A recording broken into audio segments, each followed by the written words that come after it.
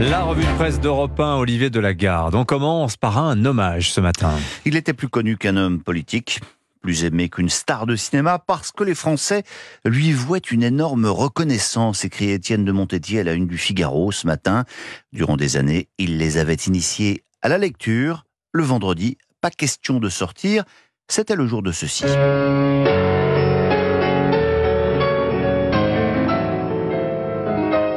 Apostrophe, bien sûr, et ce générique de Rachmaninoff, hommage unanime de la presse ce matin au roi Lear, comme l'appelle joliment le Figaro littéraire, où il avait fait une partie de sa carrière. Mais n'anticipons pas les débuts du jeune Bernard. C'est à Lyon, sa ville natale, qu'il les fait. Et ce matin, Le Progrès consacre sa une et les 6 pages suivantes à l'enfant du pays. En 1957, il a 22 ans, il rentre comme stagiaire au journal, affecté à la mise en page de l'édition de Saône-et-Loire. Son premier papier, c'est là qu'il l'écrit. « Il y avait mon nom là, dans ce grand journal », raconta-t-il plus tard. « J'étais fier comme Artaban. » Puis, la montée à Paris, talent et tempérament lui permettent effectivement de franchir les échelons jusqu'à devenir rédacteur en chef du Figaro littéraire. Mais c'est encore une fois un coup du sort qui donnera à sa carrière un tour imprévu. En 1974, il est congédié par Jean d'Ormesson. Avec ses indemnités, il fera construire une piscine dans sa maison du Beaujolais. Et puis il va rentrer à la télévision, apostrophe, puis bouillon de culture, et pas rancunier avec d'Ormesson. Il est l'homme qui nous a fait aimer les livres, résume ce matin Le Parisien, en gros titre, avec une photo pleine page. Voilà, énorme hommage de la presse, hein. Vous en lirez des tartines, mais le papier le plus insolite, c'est celui de L'Équipe. Car Pivot était grand amateur de foot. Il voulait d'ailleurs, à ses débuts, devenir journaliste sportif.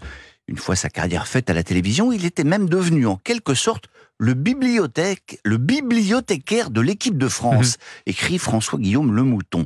Fournisseur officieux de livres, il sélectionnait une sorte de petite librairie où tous les genres étaient à peu près représentés pour les joueurs de l'équipe de France de foot. Donc, il y avait des romans, des polars, de la science-fiction, des BD et des livres érotiques. Voilà, Pivot sera enterré chez lui à Quincy en Beaujolais, nous dit encore Le Progrès. Pour lui rendre hommage, dit une habitante, on s'est dit qu'on ferait une dictée. C'est nous aujourd'hui à lire un entretien d'un des lecteurs de Bernard Pivot. Eh oui, Michel Platini, entretien qui vaut vraiment le détour, dans le Figaro ce matin. Mais alors, pourquoi interviewer Platoche, me direz-vous? Eh bien, pour qu'il raconte ses souvenirs de dernier porteur de la flamme olympique en 92 aux Jeux d'Albertville. C'est Jean-Claude Killy qui l'avait persuadé en venant chez lui parce que Platini ne voulait pas du tout. Mais, raconte l'ancien capitaine des Bleus, il a insisté avec des arguments propres à Jean-Claude. « Tu vois ta maison, je vais prendre une caravane et je ne vais pas partir d'ici tant que tu n'auras pas dit oui. » Bref, il accepte. Le jour de la cérémonie, j'étais très anxieux, j'étais plus joueur, je fumais, raconte Platini. Il fallait que je monte toutes les marches en tenant un gamin d'une main et la flamme dans l'autre. Je ne faisais pas le fier. Et puis Platini raconte aussi à Yves Tréhard et Baptiste Després ces Jeux de 1976 puisqu'il était dans l'équipe de France de foot olympique. Là, ambiance plus décontractée. Pendant l'allumage de la flamme, on allait draguer les Suédoises. C'était la fête au village, j'étais célibataire. Après notre élimination, on est resté 15 jours à Montréal. Quand tu te baladais avec le survêt France, tu avais tout qui s'ouvrait. C'était exceptionnel. Autre ambiance. Puisque l'on parle de survêt, l'actualité ce soir, ça va aussi évidemment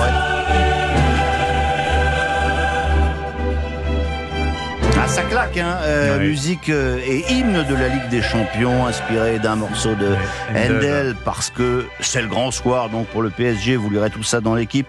Le quotidien sportif qui, à défaut de vous donner le plan d'attaque face à Dortmund, vous offre le plan du vestiaire des Parisiens. Et c'est très intéressant parce que les joueurs ont toujours la même place et en fait, ils se rassemblent par groupe de langue. Raconte Loïc Tanzi. Le PSG, c'est effectivement un peu la tour de Babel. Alors, il y a les tricolores ensemble, les Portugais, les Espagnols à côté de la porte menant au tunnel.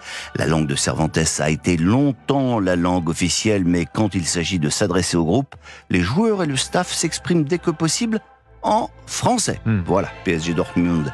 C'est à 21h sur Canal+ Foot, tandis que sur Arte, à la même heure, eh bien, c'est un Allemand qui sera à l'honneur.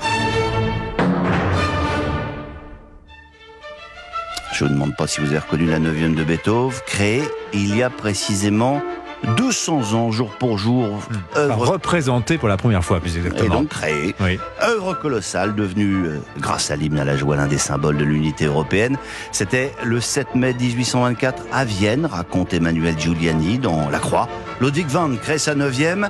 4 mouvements, dont un final révolutionnaire, ajoutant au timbre de l'orchestre ceux des voix humaines. Un triomphe. On raconte que la mezzo-soprano Caroline Unger, qui venait de chanter dans ce final, dut prendre Beethoven aux épaules pour l'inciter à se retourner face aux spectateurs enthousiastes.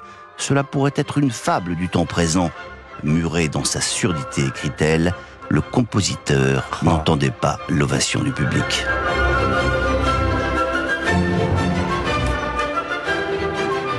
La 9e de Beethoven sur Europe 1, ça fait plaisir quand même. Ouais. Merci pour ce spectacle, Olivier Delagarde. On va parler de Beethoven.